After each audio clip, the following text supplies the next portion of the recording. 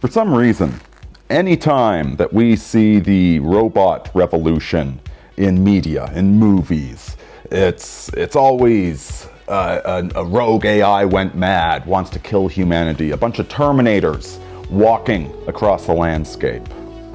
Well, what if I told you the robot revolution is already here?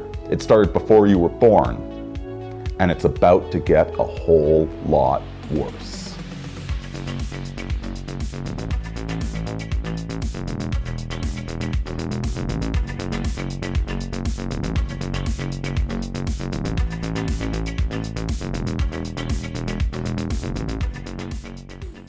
The problem with all of these robots take over narratives is that they assume a human-style intelligence to the robot, that the robot hates humanity in some sort of emotional way, usually with a slave narrative of slaves rebelling. That's, after all, the root of the word robot. But see, that's not what an artificial intelligence is. An artificial intelligence, it's nothing but a filter. All intelligence is a filter. Whether we're talking of a bacteria or a complex animal, it's a filter that seeks out things and transforms them into something else. Now, because all of the intelligences that we've dealt with have a physical substrate, they exist in the physical universe, and they hunger for physical replenishment. They compete with one another for scarce resources. We assume that that must be the nature of all intelligences. But it's not. Right now, there's an intelligence running on Facebook, and what it eats is your attention. It doesn't care about electricity, it doesn't care about hard drive space, it doesn't know what any of those things are. All it knows is that to successfully reproduce, it has to be the AI that makes you spend an extra 1.4 seconds on the website. By any means necessary. Skinner box? Sure. Frustrating photo uploads? Hey, if it works, it works. The AI doesn't care. It just wants you to spend more time on Facebook. Furthermore, these AIs, they don't have to run on an electronic medium. Intelligence can run on any system that's complex enough to sustain it.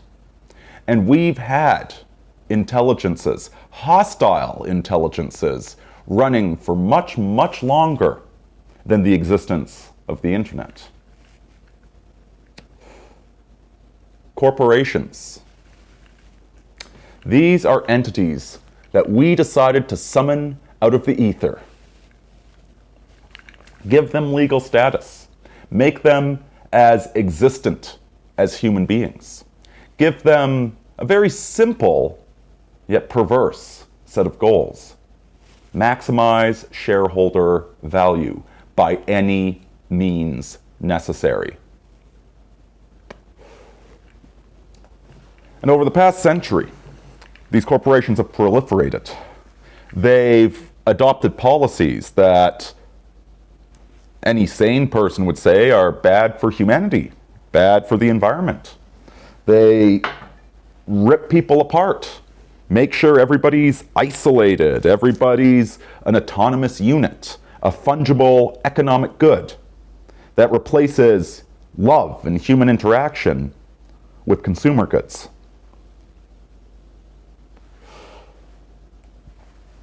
That's what they're designed to do. And we wonder why the corporation isn't ethical. It's because nobody's in charge of it.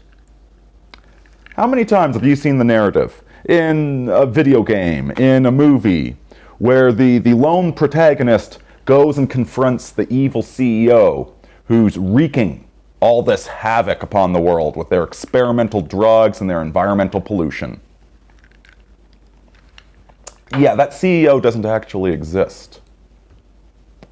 You could, hypothetically, in Minecraft, go and kill any CEO you want, the corporation still exists. They find somebody else to be the CEO. The CEO is no more responsible for what the corporation does than the janitor. The heart of the corporation is the legal fiction that we choose to participate in. And the heart of these new AIs that are slowly taking over our minds is that we give them credence. You see, guys, it's not going to be angry robots with laser guns that destroy the human race. That's not going to be it at all. It's going to be the bots on Twitter. If you have a Twitter account, I absolutely guarantee that you are following a bot without even knowing it. You might have even communicated with this bot without even knowing it. And with the advent of deep fake technology, soon you could be exchanging naked pictures with a girl and she's nothing but a bot.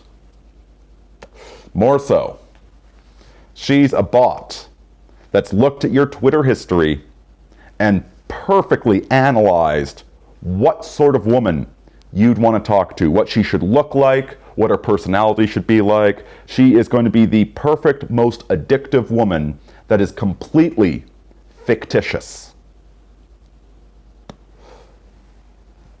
And the AI is not doing it because it hates us.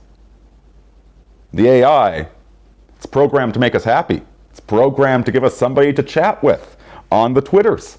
It's programmed to find a new type of sneaker that it gets everybody excited. Go consume product, find meaning.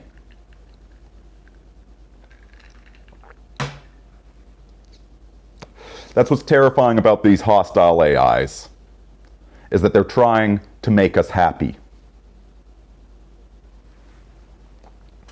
And the only way you can fight back against something trying to make you happy is to reject simple, stupid, hedonistic pleasure, and instead seek after responsibility, seek after meaning.